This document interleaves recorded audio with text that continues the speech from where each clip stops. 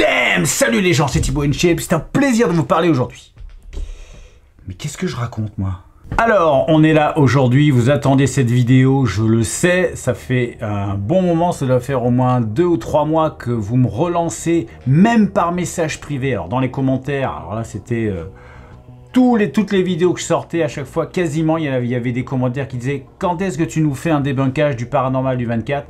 J'ai même reçu des messages privés par mail, par Messenger, qui me demandaient « David, pense à faire un débunkage du paranormal 24, tu vas voir, c'est une chaîne, elle est vraiment nulle à chier, ou ils font que du fake. » Ok, je m'y suis collé. Ma communauté me demande de débunker une chaîne, je débunk la chaîne. Mes abonnés ont toujours raison. Alors, le paranormal, qui c'est? Eh bien, c'est un YouTuber qui fait donc du paranormal, hein, comme nous, hein, tout à fait. Et je suis allé voir un peu sa chaîne, comme j'avais fait pour la chaîne de Jerry. Et je suis allé un petit peu voir ce qu'il faisait. J'ai regardé un certain nombre de vidéos, pas toujours jusqu'au bout, mais en fait j'en ai regardé une bonne dizaine jusqu'au bout. C'est un petit peu le quota que je me donne, hein, parce que je vais pas regarder tout non plus, parce que c'est bon, alors, au bout de 3 vidéos, on sait à peu près ce qu'il fait, mais je voulais avoir un truc un peu global. J'ai regardé des vidéos récentes, un peu moins récentes, et ce que j'ai pu remarquer tout de suite, ce qui m'a frappé, la première chose qui m'a frappé quand je regarde sa chaîne, déjà telle qu'elle se présente, c'est son nombre d'abonnés. 65 000, 66 000, je sais plus, 65 000 je crois. Donc ensuite, je regarde les miniatures et qu'est-ce que je remarque? Le nombre de vues par vidéo est quand même très très bas. Il fait autant de vues que nous, quoi. Enfin, ouais, quasiment. Il y a certaines vidéos, il va monter jusqu'à 20 000, 30 000, mais il n'y en a pas beaucoup. Il fait surtout 5 000, 10 000 vues à peu près, 10 000 vues, 12 000 vues, 15 000 vues certaines. Et pour 65 000 abonnés, faire quasiment autant de vues que notre chaîne qui n'a que 11 000 abonnés, un peu plus de 11 000, bah c'est pas normal, il y a un truc qui cloche. Qu'est-ce qui se passe lorsque quelqu'un s'abonne à la chaîne? C'est parce qu'il aime le contenu. Donc qu'est-ce qui peut se passer par la suite? La personne se désintéresse du contenu et il ne se désabonne pas. C'est la première chose. Ou alors on se désintéresse du contenu et on se désabonne. Mais là quand même, il y a quand même une très très grosse différence. Donc il n'y a que 2 possibilités. La première, effectivement, les gens s'abonnent sur un coup de tête. Ils se disent « Ah, c'est rigolo, ce mec qui fait apparaître des démons, qui poursuit des fantômes, qui se fait poursuivre par des loups-garous, ouais, qui en fait des caisses, ok, c'est rigolo. » Mais au bout de 3-4 vidéos, pareil, toujours la même chose. Les gens peuvent se dire oh, « J'en ai marre, je me désabonne pas, mais je laisse tomber. » Du coup, le nombre de vues baisse drastiquement. Ça, c'est la première. La deuxième solution, qui me semble être plus crédible, c'est que il est peut-être, je n'affirme rien, peut-être acheter des abonnés. Alors comment ça marche l'achat d'abonnés? Vous pouvez acheter des abonnés sur Facebook, sur Instagram, sur TikTok, sur YouTube, enfin vous pouvez acheter des abonnés partout. Alors je ne sais pas quels sont les prix, hein, mais mettons vous payez 50 € et vous pouvez gagner en 48 heures 4000 ou 5000 abonnés. Voilà. Mais le problème, c'est que ces abonnés-là sont des abonnés fantômes. Ce ne sont pas des abonnés qui vont regarder vos vidéos, c'est des mecs qui sont en Afrique, voilà, ils sont spécialisés là-dedans, hein, dans ce genre de petite escroquerie, enfin je sais pas si c'est de l'escroquerie, mais pour YouTube c'est une escroquerie. Mais bon voilà, ils s'abonnent et puis après ils zappent votre chaîne, hein, donc c'est pas des gens qui regarderont.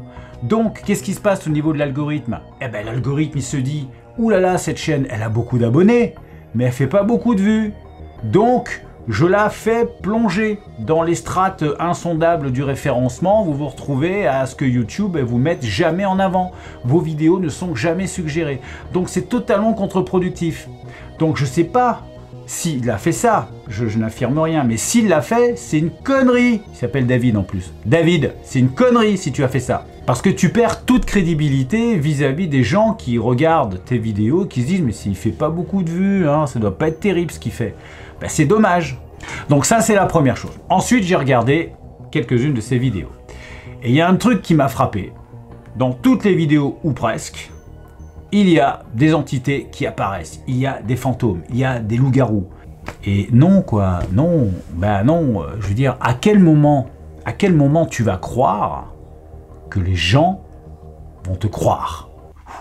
C'est hyper profond ce que je viens de dire. À quel moment tu vas croire que les gens vont te croire? Ce que je veux dire, c'est que si tu veux faire du fake, pas de problème. Moi, je suis client de ce genre de chaîne. J'aime bien ces chaînes qui font des fakes. Mais il faut que le fake soit assumé. C'est-à-dire, tu mets dans ta vidéo, au début ou à la fin, peu importe, ceci est une fiction, c'est mon délire de créer des ambiances, de créer des mini-films comme ça. Moi j'adore, perso j'adore. Et je rappelle toujours cet exemple de GusDX qui a une playlist qui s'appelle Capture Dead Form. Et dans cette playlist, il y a 4 vidéos qui sont des fictions, mais elles sont géniales. Alors que toi, David, quand on regarde ton générique, regardez. Alors, tu oses dire dans ton générique qu'il n'y a aucun trucage, qu'il n'y a pas de fake. Là, quand je lis ça, pas de trucage. Non mais d'où il n'y a pas de trucage? Qui va croire ça? Après, c'est ton problème si tu te fais démolir dans les... sur YouTube ou sur Facebook ou ailleurs, sur tous les réseaux. Et d'ailleurs, tu as fait une vidéo spéciale pour t'en plaindre. Que tu en avais marre quand tu harcèles, quand on te traite de faker et tout, mais c'est quand même toi qui mens à tout le monde. C'est quand même pas les autres. Faut quand même pas venir... tu sais, YouTube, c'est pas un truc privé, quoi. Dès que tu mets un truc sur YouTube, c'est le monde entier qui va regarder et le monde entier qui va te juger. Donc, tu peux pas faire ce que tu veux, faire n'importe quoi, et après vouloir recevoir les lauriers sans avoir le revers de la médaille. Si tu fais de la merde, ben, tu recevras de la merde. Donc, si tu fais des fakes, et que tu assures que ce ne sont pas des fakes, il faut pas t'étonner si les gens te tombent dessus. À un moment donné, moi, je crois qu'aux mathématiques. Dans la vie, on n'a que ce qu'on mérite d'avoir. Donc, évidemment que tu triches, évidemment que c'est des fakes. Tu mens très mal. Tu joues très mal. Lorsqu'on entend des entités dans tes vidéos, des démons qui grognent et qui parlent, on reconnaît ta voix. Arrête un peu, au moins fais les choses bien, demande à un pote de le faire à ta place, demande à je sais pas, à n'importe qui, mais fais les choses bien.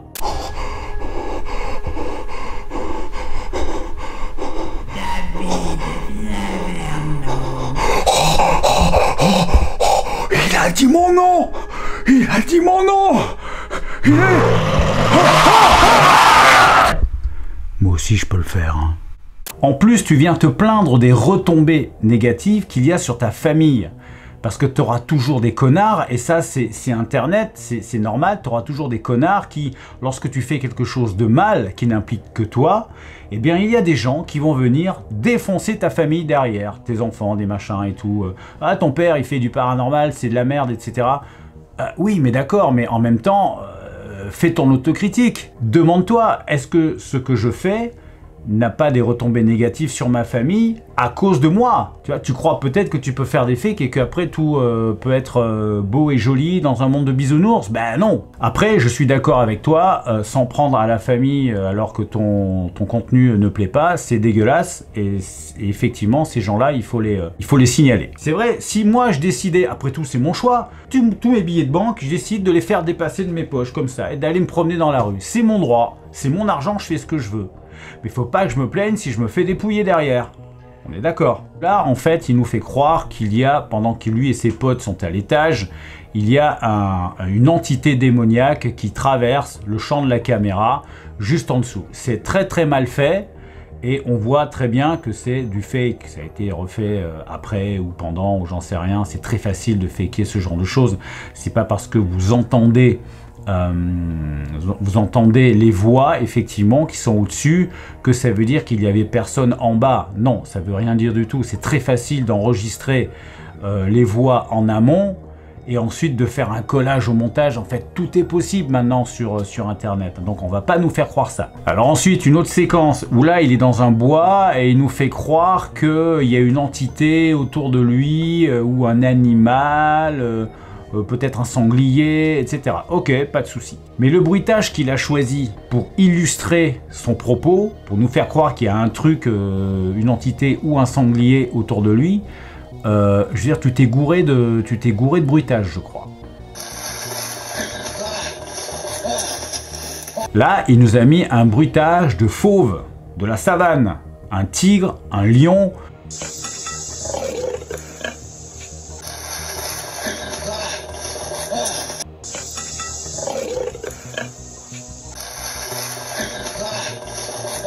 Et il veut nous faire croire que c'est soit un sanglier, soit une entité. Non mais... Alors après, je disais que tu jouais mal, David. Tu joues très très mal. Je veux dire, et je sais de quoi je parle. Je sais de quoi je parle parce que Seb, mon pote, est acteur professionnel, donc je côtoie le milieu des acteurs. J'ai cette chance-là, j'ai côtoyé, et je côtoie chaque jour avec Seb, et je peux te dire que je sais reconnaître quelqu'un qui joue mal la comédie.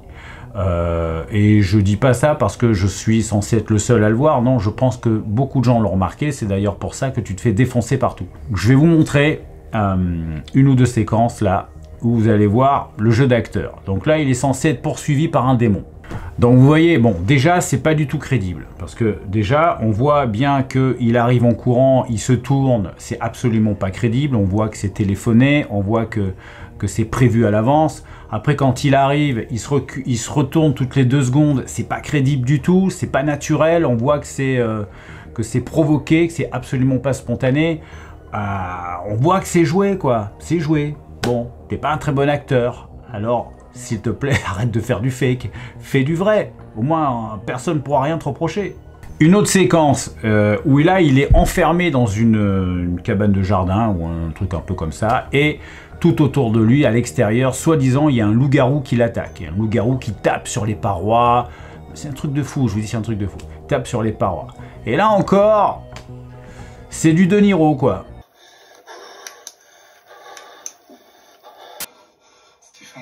Réponds, bordel. Bon, alors moi je suis pas acteur professionnel, vous voyez, moi je regarde et je regarde si j'y crois. Et on voit bien que c'est absolument pas réaliste, on voit que c'est téléphoné, c'est le cas de le dire, mais la respiration est forcée. Voilà, il fait ça quoi, hein, mais il est pas du tout en stress. Le regard, il a pas du tout peur, ça se voit. Il a un regard tout à fait normal. Et il n'a pas du tout l'attitude ni l'expression de quelqu'un qui a vraiment peur. Après, il est tout à fait possible que faire du fake, c'est son fond de commerce. Et que, alors en fait, voilà, j'ai plusieurs théories. La première, j'en ai 3. La première, c'est un mytho. Donc là, on peut pas critiquer. La deuxième, il y croit. C'est un peu pareil qu'avec le mytho. Mais bon, en même temps, voilà, il est dans son délire. La troisième, c'est un génie qui se fait passer pour un mytho qui y croit. Alors là, chapeau, hein, là, chapeau bas, chapeau bas, chapeau bas, chapeau bas. Attends. Je vais te filer un truc, David.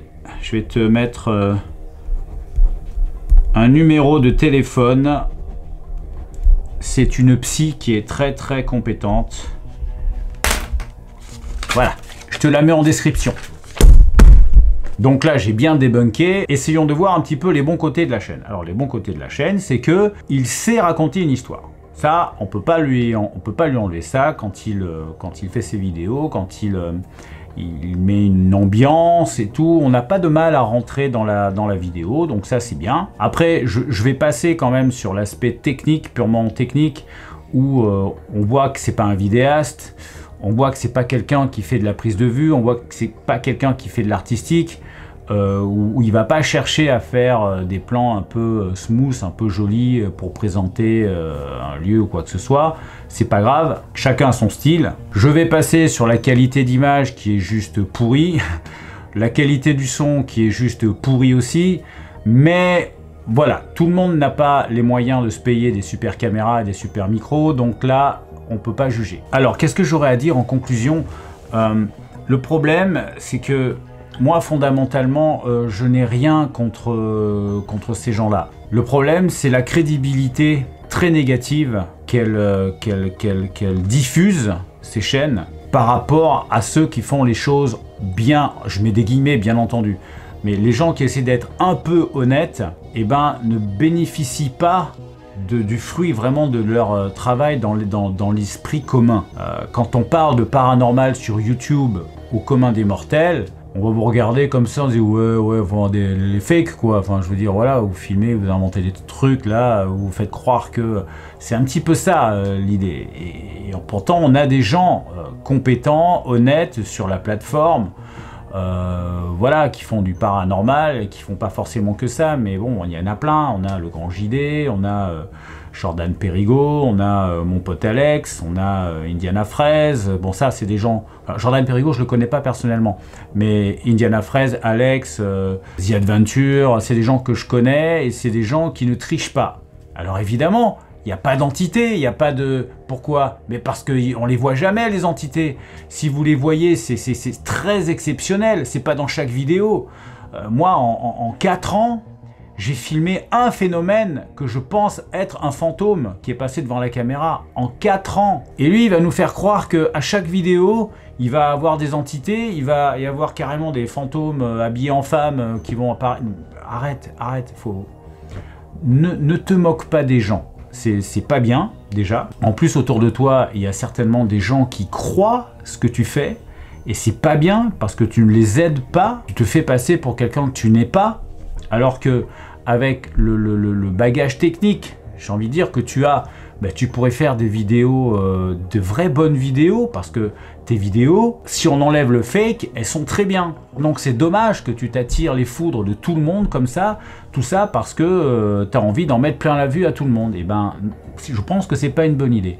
Toi, tu ne sers pas ta chaîne, tu ne te sers pas toi-même, et tu portes préjudice aussi à ta famille par ricochet. Quand on fait quelque chose de mal, c'est tout le monde qui prend quand on est sur les réseaux sociaux. Et c'est dommage, je suis sûr que tu as du talent là-dedans et que tu peux faire du bon travail. Alors, j'espère qu'un jour, tu comprendras que en faire des caisses, ça ne sert personne d'autre que toi-même, ton ego, ta propre vanité, et qu'au bout du compte, tu verras que les gens se détourneront de toi de plus en plus. Parce qu'on peut mentir aux gens pendant un temps, ça peut marcher, mais ça ne dure jamais.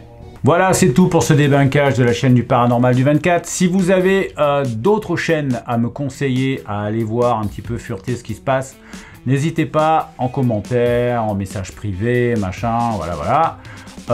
Surtout, ne vous formalisez pas, je le répète régulièrement, parce que comme on a des abonnés qui arrivent tout le temps, ne vous formalisez pas si je ne réponds pas immédiatement à vos messages, j'en reçois beaucoup. Quand je dis beaucoup, c'est beaucoup. Donc je réponds quand j'ai le temps d'y répondre et de toute façon, je réponds à tout le monde. À un moment donné, je réponds à tout le monde. Même si c'est une semaine, 2 semaines, 3 semaines, un mois après, je réponds à tout le monde. Voilà, je vous fais un bisou. Je vous souhaite une très bonne journée, une très bonne soirée. Profitez bien et très bonne année 2023. Je vous fais un bisou. Ciao!